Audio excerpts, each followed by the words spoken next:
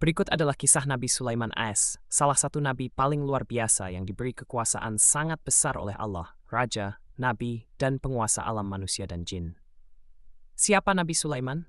Putra dari Nabi Daud AS. Diangkat menjadi nabi dan raja setelah ayahnya wafat.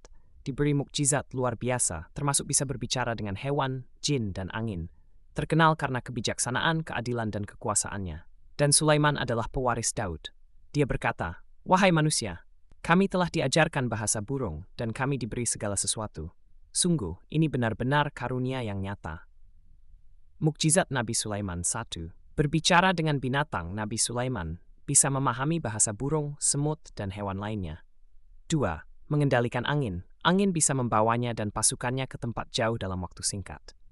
Menundukkan jin. Jin bekerja untuk Nabi Sulaiman. Membangun istana, membuat perhiasan, menyelam mencari mutiara. Ilmu hikmah dan keadilan, ia dikenal sangat cerdas dalam memutuskan perkara. Kisah bijaknya Sulaiman. Pernah ada dua wanita bertengkar karena mengklaim bayi yang sama. Nabi Sulaiman memberi solusi mengejutkan.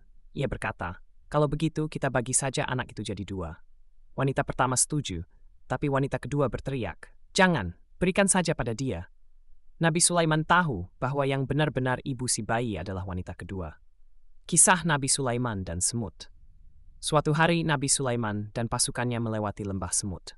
Seekor semut berkata kepada kawannya, "Hai semut, masuklah ke sarang kalian agar tidak diinjak oleh Sulaiman dan tentaranya, sedang mereka tidak menyadari."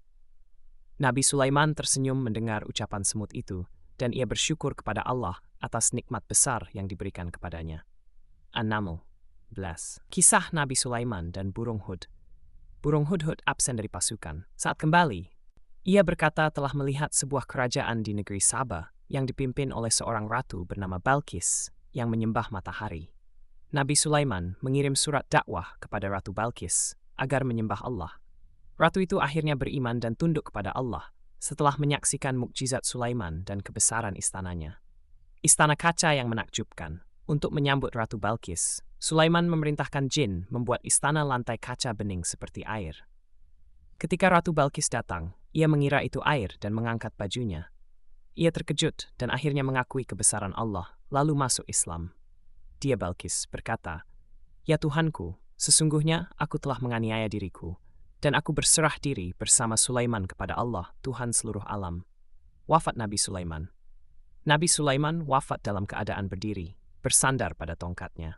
Jin yang bekerja tidak menyadari bahwa ia sudah wafat, hingga tongkatnya dimakan rayap dan jasadnya jatuh. Ini menunjukkan bahwa jin tidak tahu yang gaib.